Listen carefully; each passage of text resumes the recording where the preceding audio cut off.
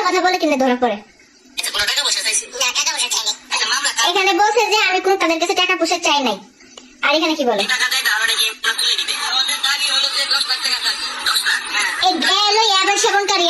সেবন করতে করতে গাঞ্জা খাইতে খাইতে সেন্টার থাকতে থাকতে এর মাথাটা গেছে গা। এখন হুদাই মানুষের বুঝাতে চান টিয়া চাইছি, আরেকজনকে আমি টিয়া চাইছি না।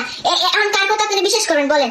প্রমাণ সহ নিয়ে সত্যি কথা বলছি, আর তারা মিথ্যা কথা বলতেছে ভাইরাল হওয়ার ধান্দা। আর ওরা বলতেছে যে আমি নাকি ভাইরাল হওয়ার ধান্দা। আমি আগে থেকে তো ভাইরাল, আমার ভাইরাল হওয়ার কোনো ধান্দা আছে? তাদের ভাইরাল হওয়ার ধান্দা। শরীরে চেক আপ করার দরকার, যে শরীরে কত ইয়াবা সেবন আছে। একটা কাজ বউ ব্যবসা করে আবার আমার দোষারোপ করে। বিপি ইমরানের ছোট ভাই আসলে একটা গাঁজাখোর, ওর মাথায় কোনো কাজ করে না। ইয়াবা খেতে খেতে মাথার তারভার সব ছিঁড়ে গেছে। ও এক মুখে দুই রকমের কথা বলে, ওর মাথায় কিচ্ছু নেই। ঠিক এইভাবে এবার ভিডিওর মাধ্যমে কথা বলেছে বিপি ইমরানের ছোট ভাইকে নিয়ে প্রিয়া। প্রিয়া জানিয়েছে ও গাঁজা খেতে খেতে এবং ইয়াবা খেতে খেতে ওর মাথায় কোনো কাজ করে না। ওদের ফুল ফ্যামিলিটাই এমন, সারাদিন মাতাল থাকে এবং ইয়াবা গাঁজা খেয়ে বেড়ায়। ওদের একটা কথা কেউ বিশ্বাস করবে না, ওরা দুই রকমের কথা বলে, প্রত্যেকটা কথারই আমার প্রমাণ আছে।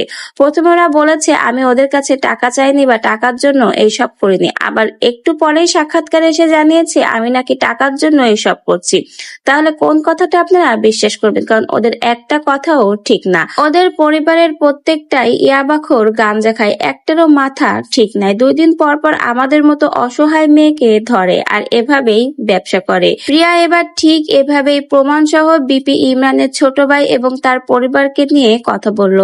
তো ভিউয়ার্স, আপনাদের প্রিয়ার এই কথাগুলো শুনে কি মনে হয়? আসলেই কি বিপি ইমরানের পরিবার এমন, আর বিপি ইমরানের পরিবারের প্রত্যেক সদস্যই কি ইয়াবাখোর? তাদের প্রত্যেকের মাথারে কি তারভার ছিঁড়া? অবশ্যই আপনার কি মন্তব্য এবং আপনার কি মনে হয় প্রিয়ার এই কথাগুলো শুনে অবশ্যই কমেন্ট বক্সে জানিয়ে যেতে ভুলবেন না।